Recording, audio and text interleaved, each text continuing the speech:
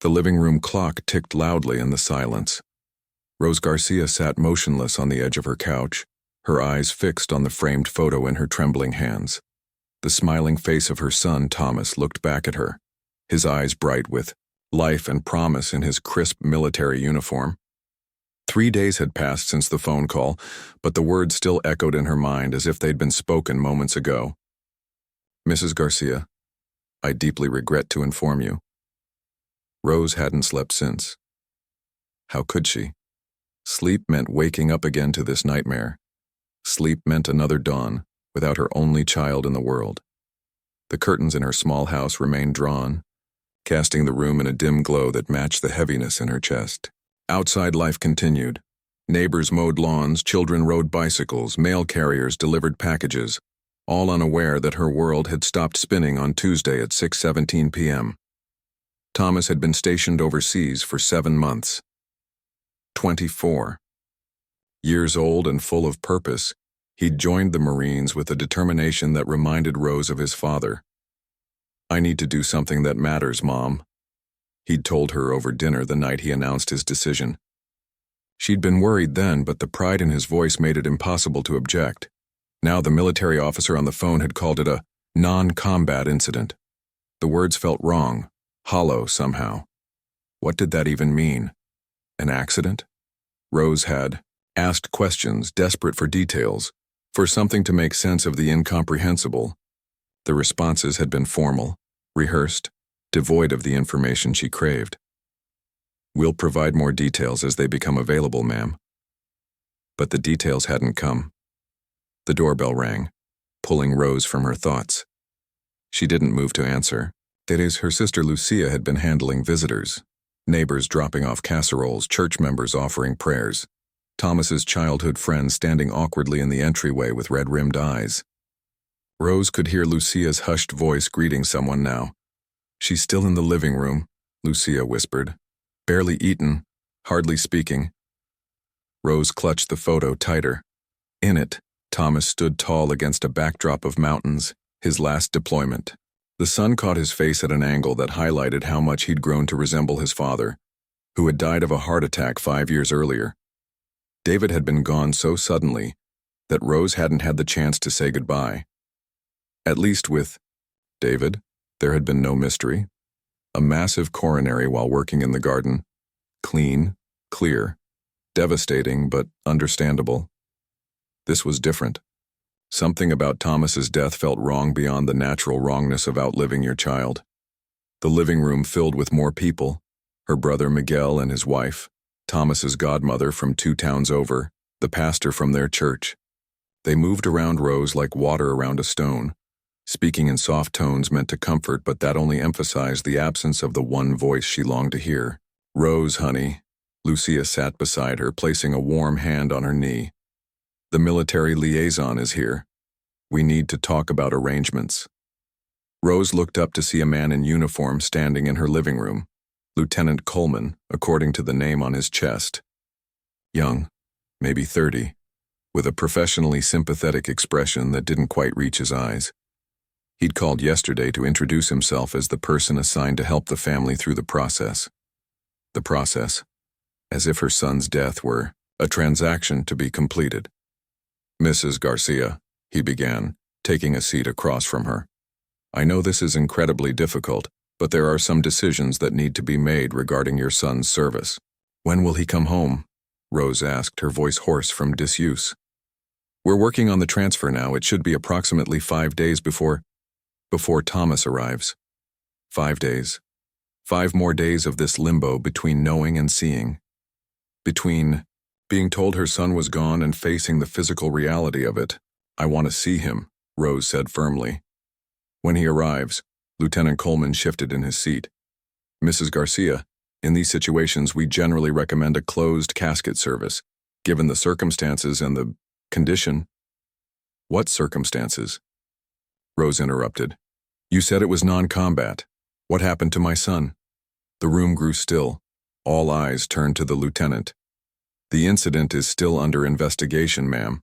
I don't have all the details myself. What I do know is that it occurred on base and it was sudden." Rose felt a spark of anger cut through her grief. That tells me nothing. I deserve to know what happened to my child. Of course, Mrs. Garcia. The full report will be made available once the investigation is complete. His response was smooth, practiced. For now, we need to focus on bringing Thomas home and honoring his service. The conversation shifted to funeral arrangements. Rose sat silently as Lucia took notes, asked questions about military honors, discussed dates and locations, the church where Thomas had been baptized, the cemetery plot beside his father, the reception afterward at the community center. All these practical details seemed absurd in their normalcy, as if they were planning a wedding instead of a funeral's. People discussed flowers and programs around her. Rose's phone buzzed with a text message. Unknown number. I served with Thomas. I'm so sorry for your loss. He talked about you all the time. Rose stared at the screen, then typed back with shaking fingers. Thank you. Can you tell me what happened to him? Nobody will give me straight answers. 3 dots appeared, disappeared, appeared again. Finally. I'm not supposed to talk about it. Official channels and all that. But he was a good man. The best of us. Please, Rose typed. I'm his mother. A long pause. Then, there's more to it than what they're saying. It wasn't just an accident. Rose's heart pounded. What do you mean? I shouldn't have said anything. I'm sorry. They're monitoring our communications. I'll try to call you when I can. Wait, please. But the conversation ended there. No response to her follow-up messages. Rose looked up to find Lieutenant Coleman watching her. She quickly put her phone away, an inexplicable feeling of caution washing over her. That night, after everyone had gone, Rose sat alone in Thomas's childhood bedroom. It remained exactly as he'd left it. Posters of bands on the walls, trophies from high school baseball. On the shelves, the old guitar he'd taught himself to play leaning in the corner. She ran her fingers over his desk, the wood smooth from years of use. In the drawer, she found his old journal, the one he'd kept in high school. She hesitated before opening it. This felt like an invasion of privacy, something she wouldn't have considered while he was alive. But now, desperate for connection, for some piece of her son to hold on to, she began to read. Most entries were typical teenage thoughts, complaints about homework, excitement over baseball games, nervous rambling about asking a girl to prom. But toward the back she found something that made her pause. Met with the recruiter today. Mom's going to freak when I tell her I want to join the Marines, but it feels right. Dad would have understood. There's this special program the recruiter mentioned. Very selective, he said I had the right profile for it. Sounds intense but important. I want to do something that matters. Special program? Thomas had never mentioned anything beyond standard Marine training. Rose flipped through more pages, but found nothing else about it. The last entry was from just before he left for boot camp. Last night at home. Mom made all my favorites for dinner. I hate seeing her worry, but I can't explain why this matters so much. Maybe someday. For now, I just need to make her proud. And Dad too, wherever he is. Rose closed the journal, holding it against her chest as if she could absorb its contents, get closer to understanding her son's thoughts. The mystery of Thomas's death deepened with these fragments, these hints at something more than what she'd been told. As exhaustion finally overcame her, Rose curled up on Thomas's bed, surrounded by his things, by the remnants of his life. Sleep came in fits and starts, punctuated by dreams of Thomas trying to tell her something important, something urgent. But in the dreams, as in reality, she couldn't quite make out what he was saying. In the morning, she woke with a new resolve, cutting through her grief. The military might control the narrative around her son's death, but she was his mother. If there was more to Thomas's story, she would find it. She owed him that much. She owed herself the truth. Rose got up, washed her face, and for the first time since the call, she ate a proper breakfast. The funeral was still days away, and somewhere in that time, she would discover what really happened to her son. Whatever it took, whatever truths lay hidden, Rose would uncover them. Thomas deserved nothing less. The military funeral home was cold, despite the warmth of the day outside. Rose sat stiffly in a leather chair across from the funeral director, a thin man named Mr. Parker who spoke with practiced sympathy. Beside her, Lucia kept a notepad balanced on her knee, writing down details as they were discussed. Lieutenant Coleman stood by the window, his presence a constant reminder of the official nature of Thomas's death. "We strongly recommend a closed casket service," Mr. Parker said, not for the first time. "Given the circumstances, it would be more appropriate." Rose looked him directly in the eyes. "What circumstances exactly? No one will tell me what happened." "To my son." Mr. Parker glanced at Lieutenant Coleman, who cleared his throat. "As I mentioned before, Mrs. Garcia, there was an incident on base. The investigation is ongoing." "That's not an answer," Rose said. The spark of anger that had been growing since the text message now flared brighter. "I want to see my son." "Mrs. Garcia," Lieutenant Coleman stepped forward. "I understand your desire, but—" "No, you don't understand," Rose interrupted. "Thomas is my only child. I carried him inside me for 9 months. I nursed him when he was sick, taught him to read, watched him grow into a man. I have every right to see him one last time." The room fell silent. Mr. Parker adjusted his tie. "It's standard procedure in these cases to recommend closed casket," he finally said. "But of course the choice is ultimately yours." "Then my choice is open casket," Rose said firmly. "I need to see my son." Lucia squeezed her hand. "Are you sure, Rose? Maybe there's a reason they're suggesting—" "I'm sure," Rose said, cutting her off. She looked back at Lieutenant Coleman. "When exactly will Thomas arrive?" "The transport is scheduled for Thursday," he replied. "The funeral can be arranged for Saturday if that works for your family." Saturday, 4 days away, 4 more days of questions and half-truths. As they left the funeral home, Rose noticed Lieutenant Coleman making a phone call, his voice low and urgent as he turned away from them. She couldn't make out his words, but his body language spoke, of tension, of problems to be solved. That night, Rose spread Thomas's military documents across her kitchen table. His enlistment papers, letters from training, official communications about his deployment. Nothing unusual stood out. Nothing that pointed to any special assignment or program like the one mentioned in his journal. Her phone rang just after midnight. Unknown number. "Hello?" She answered, heart racing. "Mrs. Garcia? This is Private Dunham. I served with Thomas." The voice was young, nervous. "I texted you yesterday." "Yes, I remember." Rose sat up straighter. "You said there was more to what happened." "Look, I don't have much time. They've got us on lockdown since it happened, limited phone access, monitoring calls. They say it's standard procedure after an incident, but it's not. Something's off." "Please," Rose begged. "Tell me what you know." A pause then. "Thomas was part of a specialized unit. Not many of us knew what they did exactly, classified stuff.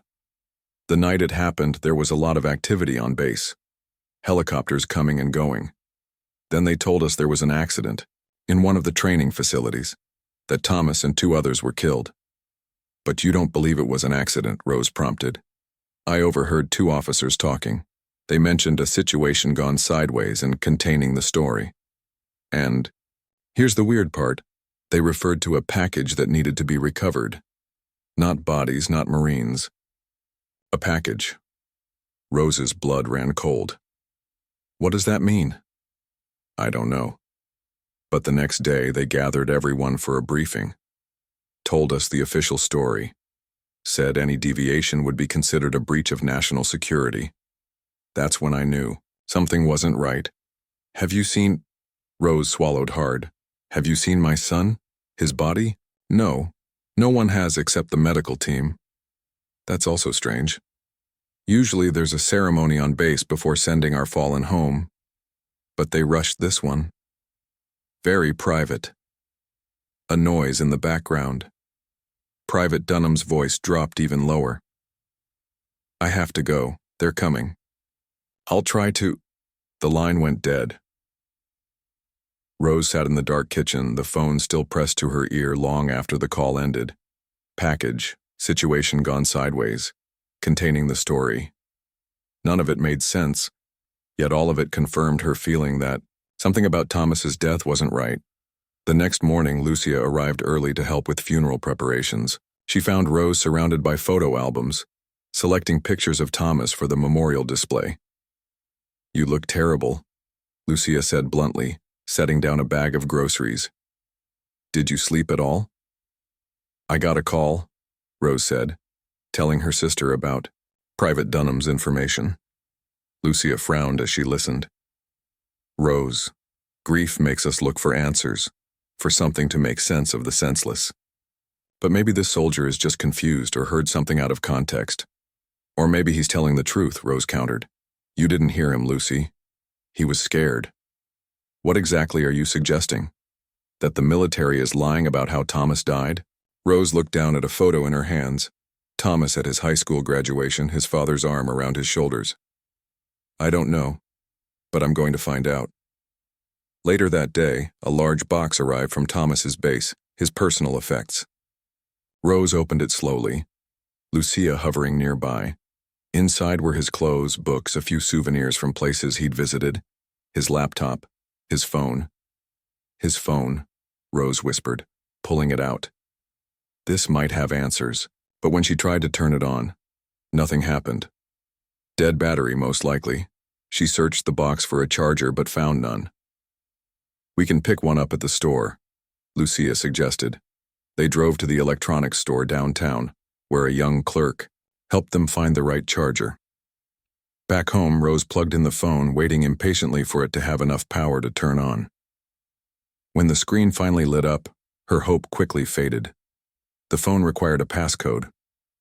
"I don't know his code," Rose admitted. She tried his birthday, no luck. The day he enlisted, their house number, all failed. "Maybe we could take it somewhere," Lucia suggested. "One of those tech places that can unlock phones." Before Rose could answer, there was a knock at the door. Lieutenant Coleman stood on the porch, another officer beside him. "Mrs. Garcia," he greeted her. "This is Captain Reynolds from Thomas's unit. He's just arrived to assist with the arrangements." Captain Reynolds was older than Coleman, with gray at his temples and lines around his eyes that spoke of experience. "Mrs. Garcia," he shook her hand firmly. "I wanted to personally express my condolences. Your son was an exceptional Marine." "Did you know him well?" Rose asked, studying the man's face. "I oversaw his unit," Captain Reynolds replied. Thomas stood out. His dedication was remarkable. "What exactly did he do in your unit?" Rose pressed. His letters were always vague about his assignments. A flicker of something, caution perhaps, crossed the captain's face. "Security operations mainly. Much of it classified, I'm afraid." "Classified," Rose repeated flatly. "Everything about my son's death seems to be classified." Captain Reynolds exchanged a glance with Lieutenant Coleman. "I understand your frustration. I have children myself. If anything happened to them, I'd want answers too." "Then give me some," Rose said. "Please." The captain sighed. "I can tell you that Thomas served with honor, that his work saved lives, that he believed in what he was doing. But you can't tell me how he died." "The investigation is still underway," he said, the same line she'd heard repeatedly. "But I wanted you to know that I've arranged for the transport to arrive tomorrow, instead of Thursday. I thought you might appreciate having things move more quickly." After the officers left, Rose returned to Thomas's phone, still locked and unyielding with its secrets. She stared at the screen, at the photo of herself and Thomas that served as his background image. "They're rushing things," she told Lucia. "First they rush him off the base, now they're rushing him home. Why?" "Maybe they're just being considerate," Lucia suggested, but she didn't sound convinced. That night, Rose dreamed of Thomas. He was trying to tell her something important, his voice urgent but too faint to hear clearly. She strained to understand, reaching for him, but he remained just out of reach. The only word she caught was look. Look where? At what? She woke with a start, the dream still vivid. Look. Thomas wanted her to look at something, Rose glanced. At the clock, 4:23 a.m. In a few hours her son's body would arrive. Whatever truth she was seeking, time was running out to find it. She picked up his phone again, staring at the lock screen, willing some insight to come. Then it hit her. The photo on the screen. It was taken last Christmas, in front of their tree. The last holiday they'd spent together before his deployment. Maybe, Rose typed in the date, 12/25. The phone unlocked, her hands shaking. Rose opened his text messages, his emails, looking for anything unusual. Most were ordinary. Messages to friends, routine communications with fellow Marines. Nothing stood out until she reached his photos. There, in a folder marked only with a star, were images that made no sense to her. Documents in a language she didn't recognize. Maps with locations marked. And most puzzling, a photo of Thomas with a group of men who didn't look like Marines. No uniforms, no military haircuts. They stood in front of a building Rose didn't recognize, somewhere with mountains in the background. What had her son been involved in? And what did it have to do with how he died? As dawn broke, Rose made a decision. When Thomas arrived, she would insist on seeing him, regardless of the military's recommendations. Whatever they were hiding, whatever had really happened to her son, she would face it head on. She owed him that much. The day of the funeral dawned with a gentle rain that seemed fitting to Rose. She stood by her bedroom window, watching droplets race down the glass while she fastened the pearl earrings Thomas had given her for her birthday 3 years ago. Her black dress hung loose. She'd barely eaten in the past week, and her body showed it. Thomas had arrived yesterday in a flag-draped casket, escorted by a military honor guard. Rose had stood on the tarmac of the small regional airport, the wind whipping her hair as they unloaded her son from the cargo plane. Everything had felt surreal, like watching someone else's life unfold. Captain Reynolds had been there, along with Lieutenant Coleman and a chaplain who spoke words that didn't penetrate the fog surrounding Rose's mind. She had asked, no, demanded, to see Thomas immediately, but Captain Reynolds had intervened. The funeral home needs time to prepare him, Mrs. Garcia. Tomorrow, before the service, I promise. Now tomorrow had arrived and Rose was ready.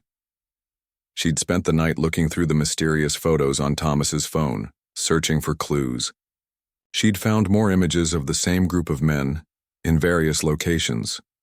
None wore uniforms, but they carried themselves like military men. In one photo, Thomas stood next to a tall man with a scar running along his jawline. They had their arms around each other's shoulders, grinning like old friends. Who were these people? What had Thomas been doing with them? Rose? The car is here, Lucia called from downstairs. Rose took a deep breath, slipped Thomas's phone into her purse and headed down. Her brother Miguel waited in the foyer, his wife Ana beside him. Their children, teenagers now, stood awkwardly in their formal clothes, unsure how to act at their cousin's funeral. You ready? Miguel asked gently. Rose nodded, though ready was the last thing she felt. The funeral home was already buzzing with activity when they arrived. Flowers being arranged, programs set out, the guest book positioned on a small table in the entryway. Mr. Parker greeted them with solemn efficiency. Mrs. Garcia, everything is prepared as you requested, if you'd like, to have your private time now before other guests arrive. Yes, Rose said. I'd like to see my son now. Lucia squeezed her arm. Do you want me to come with you? Rose shook her head. No, I need to do this alone. Mr. Parker led her down a carpeted hallway to a room at the back of the building. Take all the time you need, he said, opening the door for her. I'll be just outside if you need anything. The room was dimly lit, with soft music playing from hidden speakers. In the center stood the casket, open now, surrounded by flower arrangements. The American flag had been carefully folded and placed on a stand beside it. Rose approached slowly, her heart hammering in her chest. Her first glimpse of the figure in the casket made her pause. Thomas looked peaceful. Dressed in his formal, Marine uniform, hands folded over his stomach. He could have been sleeping. Rose moved closer, studying his face. The mortician had done a good job. There were no visible injuries, nothing to suggest a violent end. She reached out trembling fingers to touch his cheek. Cold. So cold. But something else registered too. The texture felt wrong somehow. She looked more closely at his face. Really, looked, and that's when she noticed it. The small scar above his right eyebrow, the one Thomas had gotten at age 7 when he fell from a tree in their backyard, was missing. Rose froze, her mind racing. She looked at his hands. Thomas had played guitar since he was 12, his fingertips permanently calloused from pressing against the strings. These hands were smooth, unmarked. Her eyes flew to his left wrist, turned slightly to expose the inside. Thomas had a small faded tattoo there, his father's initials in simple block letters. The skin was bare. "This isn't Thomas," she whispered, the words barely audible even to herself. Then louder, with growing certainty, "This isn't my son." She backed away from the casket, her legs unsteady. The room tilted around her as the realization hit full force. Whoever lay in that casket, it wasn't Thomas. The military had sent her someone else's body. Why? What were they hiding? The door opened behind her. "Mrs. Garcia? Is everything all right?" Mr. Parker asked. Rose turned to him, struggling to keep her voice steady. "Who is this?" Mr. Parker blinked. "I'm sorry?" "This man." Rose pointed to the casket. "This isn't my son." "Mrs. Garcia." Mr. Parker stepped closer, his voice softening with practiced sympathy. "I understand this is incredibly difficult. Sometimes, in death, our loved ones can appear different." "No," Rose cut him off. "You don't understand. I know my son. This is not him. Thomas has a scar here." She touched her own eyebrow. "He has calluses on his fingers from playing guitar. He has a tattoo on his wrist. Whoever this is, it's not Thomas." Mr. Parker's professional demeanor faltered for just a moment. "Let me get Lieutenant Coleman," he said, and hurried from the room. Left alone again, Rose turned back to the casket. She pulled out her phone and quickly took several photos of the man's face, his hands, his wrist. Evidence. Then she searched through her purse until she found what she was looking for. A small photo of Thomas she always carried. She held it next to the face in the casket, comparing features. Similar height, similar build, similar coloring, but definitely not the same person. The door opened again. Lieutenant Coleman entered, followed by Captain Reynolds and Mr. Parker. "Mrs. Garcia," Captain Reynolds began. "Mr. Parker tells us you're distressed about—" "This is not my son," Rose stated firmly, holding up the photo. "This man may look similar to Thomas, but it is not him. I want to know who this is and where my son really is." The officers exchanged glances. Lieutenant Coleman stepped forward. "Mrs. Garcia, I understand this is a traumatic time. Grief can sometimes make us—" "Don't," Rose warned, anger flaring. "Don't tell me what grief does. I know my own child. I carried him for 9 months. I raised him for 24 years. Every mark on his body, every scar, every detail. I know them, all. And I'm telling you, this is not Thomas." Captain Reynolds's face hardened almost imperceptibly. "Mrs. Garcia, I personally oversaw the transport of your son's remains. I can assure you—" "Then explain why his identifying marks are missing," Rose challenged. "Explain why there's no scar, no calluses, no tattoo. Explain to me how my son's body could have changed so completely." An uncomfortable silence filled the room. Rose stared at the captain, refusing to back down. Finally, he sighed. "Mrs. Garcia, perhaps we should continue this conversation privately. Your family and guests will be arriving soon." "No," Rose said. "I want answers now. Where is my son?" The tension in the room was broken by the arrival of Lucia, who poked her head in cautiously. "Rose? People are starting to arrive, are you—" "Oh." She stopped, sensing the charged atmosphere. "What's happening?" Rose turned to her sister, tears finally breaking free. "Lucy, this isn't Thomas. They've brought someone else's body." Lucia looked from Rose to the military officers, confusion clear on her face. What? How is that possible? There's been a misunderstanding, Lieutenant Coleman said smoothly. Your sister is understandably upset. It's not a misunderstanding, Rose insisted. Look. She showed Lucia the photo of Thomas, then pointed to the body. No scar, no tattoo, it's not him. Lucia studied the body, then looked back at Rose, her expression shifting from confusion to concern. She's right, she said slowly. Thomas has a scar right here. I was with him when he got it. 8 stitches at the emergency room. Captain Reynolds cleared his throat. Ladies, this is a delicate situation. We have a funeral about to begin with dozens of guests arriving. Perhaps we could discuss this after... After what? Rose demanded. After you've buried someone who isn't my son? After whatever you're hiding is safely underground? She pulled Thomas's phone from her purse. What was he involved in? Who are these men he was with? What really happened to my son? The captain's eyes locked onto the phone. Where did you get that? It was in his personal effects, Rose said. The ones you sent back. Did you forget to check it first? To remove the evidence?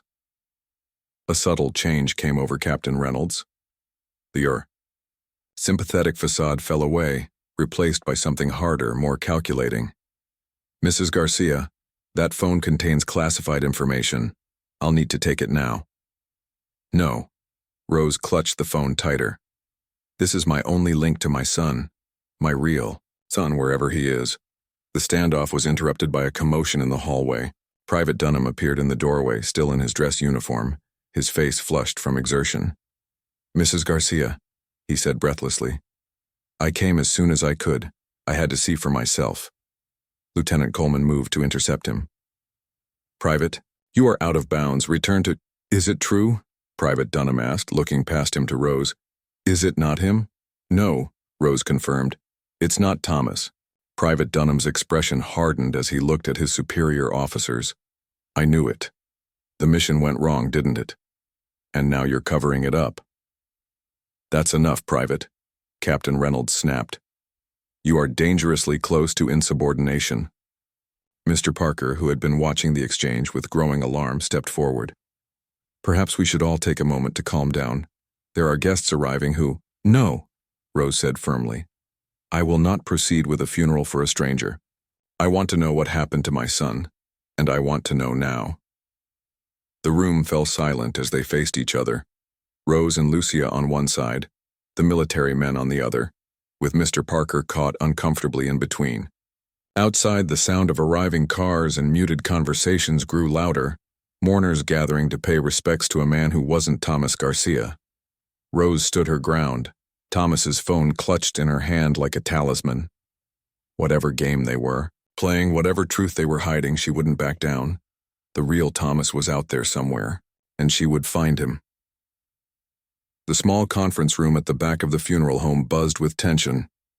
Rose sat with Lucia beside her, Miguel standing protectively behind his sisters. Across the table, Captain Reynolds and Lieutenant Coleman sat stiffly, their faces masks of professional concern. Mr. Parker had excused himself to manage the growing crowd of confused funeral guests, leaving the family and military officers to their confrontation. I want the truth, Rose said, her voice steadier than she felt. No more lies. Captain Reynolds leaned forward, clasping his hands on the table. Mrs. Garcia, I understand your distress, but there are matters of national security involved here that I cannot discuss in detail. National security? Lucia scoffed. This is about a mother and her son. It's about both, the captain replied. Evenly. Your nephew was involved in operations that remain classified, that's all I can say. Private Dunham, who had been quietly standing by the door, stepped forward. Sir, with respect, she deserves to know. Captain Reynolds shot him a warning look. You're already facing disciplinary action, Private. I suggest you stand down. Rose placed Thomas's phone on the table, turning the screen to show one of the photos she'd found. Thomas with the group of unidentified men. Who are these people? What was my son doing with them?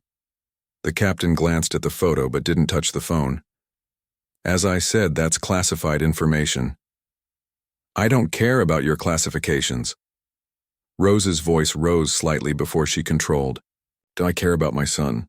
The body in that casket is not Thomas, so where is he?" A knock at the door interrupted them. A young woman in an Air Force uniform entered, handing Captain Reynolds a sealed envelope. He read the contents quickly, his expression giving away nothing. "Thank you, Airman," he said, dismissing her. After she left, he turned back to Rose. "Mrs. Garcia, I've just received authorization to share some information with you, given the unusual circumstances. But first, I need everyone in this room to understand that what I'm about to tell you cannot leave this room. Ever." Rose exchanged glances with Lucia and Miguel. "We understand." The captain nodded. Thomas was not assigned to regular Marine duties during his deployment. He was recruited for a joint special operations task force due to his exceptional skills and language abilities. This task force operates in regions where official U.S. military presence is complicated. "You mean places where we're not supposed to be," Miguel said flatly. Captain Reynolds didn't confirm or deny this. 3 weeks ago, Thomas's team was on a classified mission when communication was lost. After 72 hours without contact, protocol dictated they be declared killed in action. "But you never found bodies," Rose said, realization dawning. "You don't actually know if he's dead." The captain's silence was answer enough. "So who is that man in the casket?" Lucia demanded. Lieutenant Coleman spoke up for the first time. "A stand-in. When operatives are lost in sensitive regions, we sometimes need to maintain appearances. The family receives a closed casket, the operative is listed as KIA, and the matter is considered resolved." "Resolved?" Rose repeated incredulously. "My son is missing, possibly still alive, and you were going to bury a stranger and call it resolved?" "It's standard procedure for these situations," the lieutenant said weakly. "There is nothing standard." "About this situation," Rose shot back. She turned to Captain Reynolds. "You were just going to let me bury someone else's body thinking it was my son? How do you sleep at night?" The captain had the decency to look uncomfortable. "Mrs. Garcia, these protocols exist for reasons beyond your—" "Don't!" She cut him off. "Don't you dare tell me this is beyond my understanding. What I understand perfectly is that you lied to me. You sent me another person's body. You were going to let me live the rest of my life thinking my son was dead when you don't even know if that's true?" Private Dunham stepped forward again. "Sir, permission to speak freely?" Captain Reynolds sighed. "You might as well, Dunham. You're already in this deep." Thomas's team was in a disputed territory near the border, Dunham said, addressing Rose directly. Their mission was to extract an asset, a person with valuable intelligence. Something went wrong. The official story is that they were caught in an explosion, but there were rumors on base.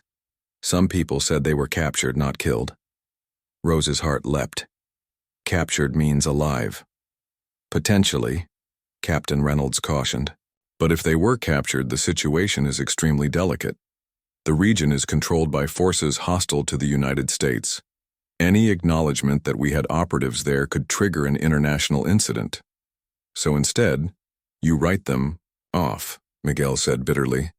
"Easier to declare them dead than to deal with the mess of trying to get them back." "That's not fair," Lieutenant Coleman protested. "Recovery operations are ongoing, but they have to be covert. Officially, these men are dead." Rose stared at the captain. "And what happens if you find them alive? Were you ever going to tell me? Or would Thomas have to live the rest of his life as a ghost because it's more convenient for you?" The captain had no answer. Rose stood up, a new determination filling her. "I want to be part of the search. I want updates on any information you find, and I want to know whose body you brought me." "That's not possible," Captain Reynolds said immediately. "Civilians cannot be involved in—" "I'm not asking," Rose interrupted. "Either you include me or I go to the press. I have photos proving the body isn't Thomas. I have his phone with evidence of whatever secret operations he was involved in. How would that work for your national security?" The room fell silent.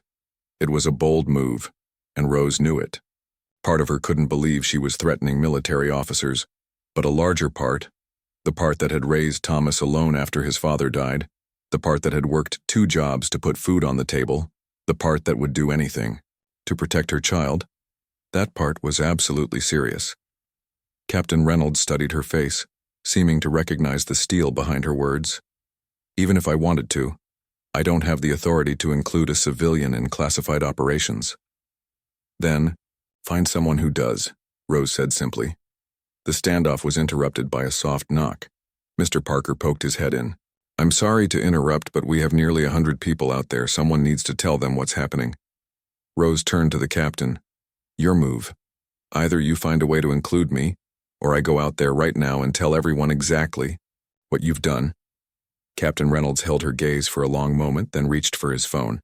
Give me 5 minutes. He stepped outside to make his call, leaving Lieutenant Coleman looking uncomfortable under the combined stares of Rose, Lucia, Miguel, and Private Dunham.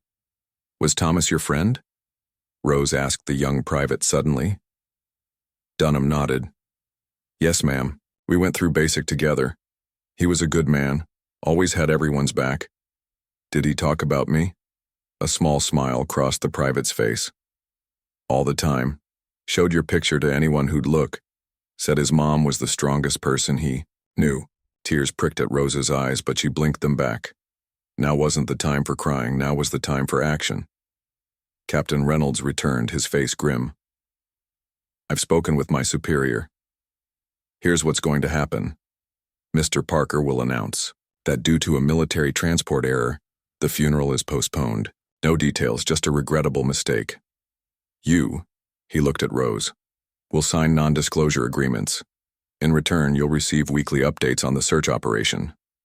Daily, Rose countered. That's not daily, she repeated firmly. The captain exhaled slowly. Fine. Daily updates. But you cannot be directly involved in the operation. That's non-negotiable. Rose considered this. It wasn't everything she wanted, but it was a start. Agreed. And the body? Will be returned to the proper authorities. I don't have that information. One more thing, Rose said. Private Dunham stays assigned as our family liaison. I trust him. Captain Reynolds looked like he might object, but then gave a curt nod. Understood. Now we need to manage this situation with the guests. Together they crafted a brief statement about a regrettable error in transport that necessitated postponing the service. Rose stood beside Captain Reynolds as he delivered it to the confused mourners, watching the faces of Thomas's friends as they processed this strange turn of events. Questions were deflected with vague references to military protocols and promises of a rescheduled service when the matter was resolved. After the last guest had left, Rose found herself standing alone in the empty funeral parlor, staring at the now closed casket that held a stranger. Lucia approached quietly, putting an arm around her shoulders. What do we do now? She asked. Rose took a deep breath. Now we find Thomas. Whatever it takes, however long it takes. If he's out there, I'm going to bring him home. Private Dunham appeared in the doorway. Mrs. Garcia, Captain Reynolds wants to brief you on what we know so far about the search efforts. Rose nodded, squeezing Lucia's hand before following the young Marine. The funeral was over, but the real journey was just beginning. Somewhere out there was her son, not in a casket, not under a headstone, but flesh and blood, perhaps in danger, perhaps fighting to come home. And Rose would move heaven and earth to find him.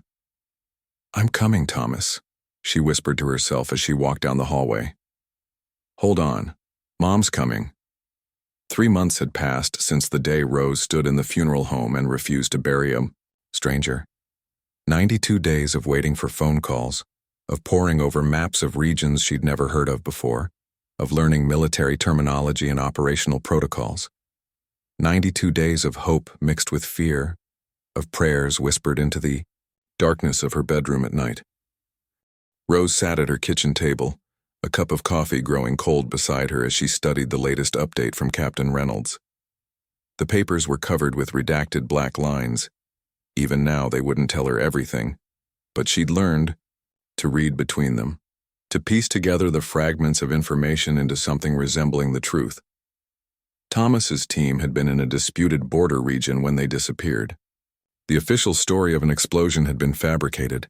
Intelligence now suggested they had been captured by a local militia group with ties to a larger organization.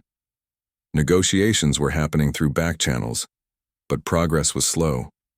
The situation was developing, always developing, never resolved.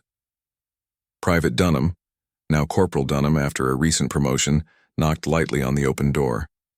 "Mrs. Garcia, mind if I come in?" Rose looked up with a tired smile. "Of course, Andy, and I've told you 100 times to call me Rose." The young Marine had become a fixture in their lives over the past months, the official liaison between the Garcia family and the military operation searching for Thomas. But he'd also become something more, a friend, almost family, sharing meals with them and spending holidays at their table when he couldn't get home to his own family. "Any news?" Rose asked, though she could tell from his expression that there wasn't. "Nothing concrete," he admitted, accepting the cup of coffee she poured him. "But there's something I wanted to discuss with you. It's not exactly through official channels."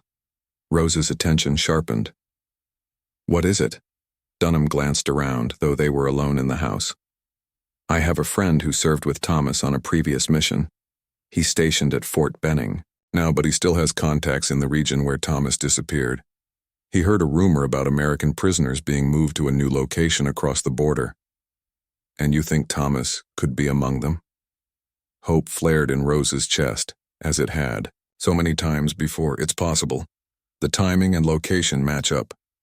Dunham hesitated. "The thing is, Captain Reynolds knows about this intel too, but he didn't include it in your briefing." Rose's hands tightened around her mug. "Why not?" "My guess? They don't want to get your hopes up.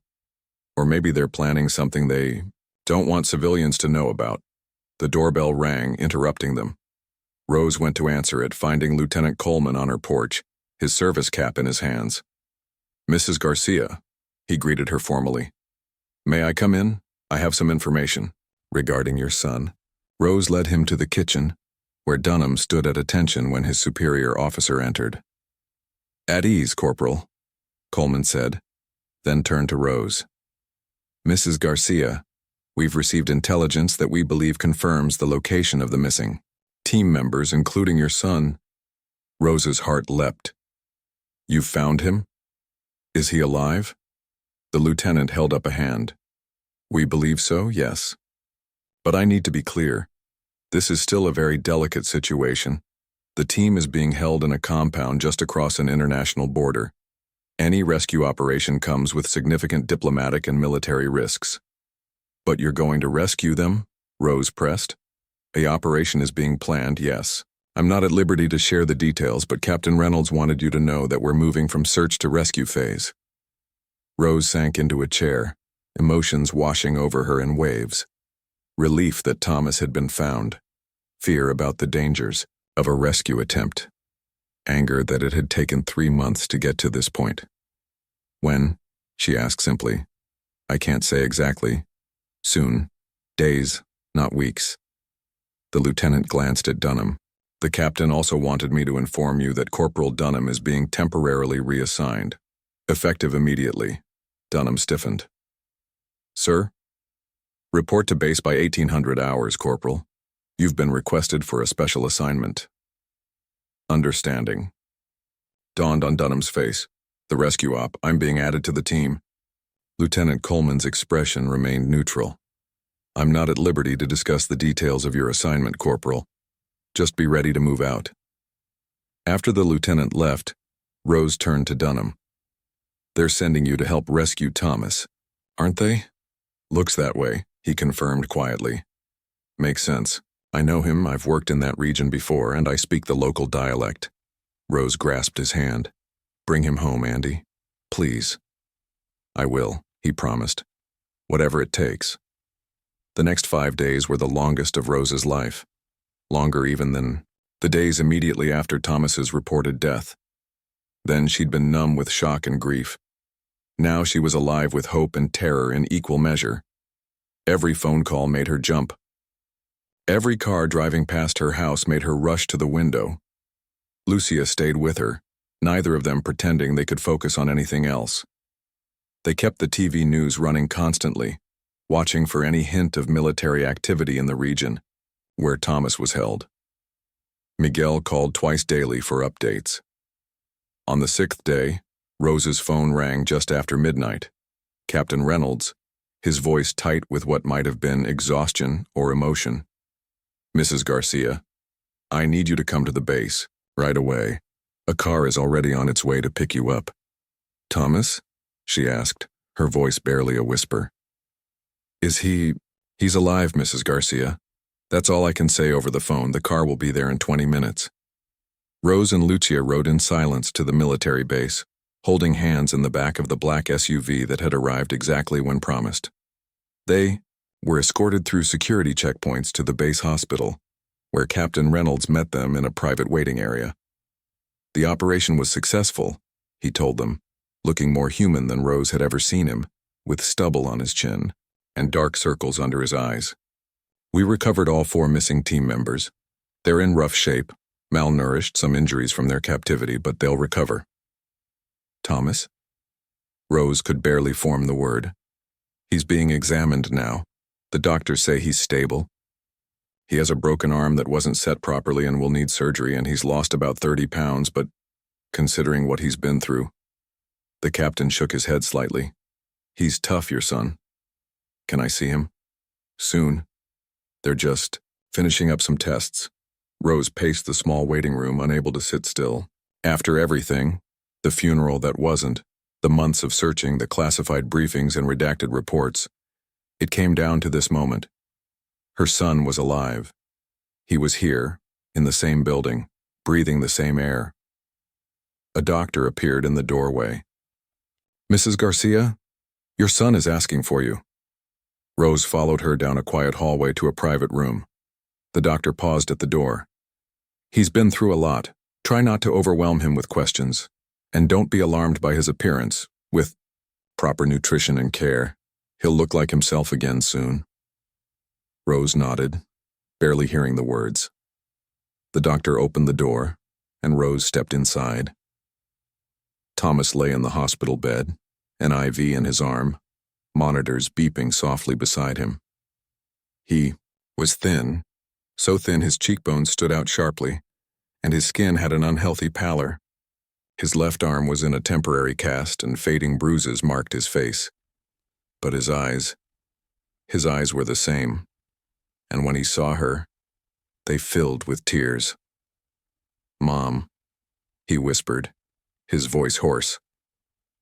Rose was at his side in an instant, carefully, gathering him in her arms. "Thomas, oh my boy, my boy."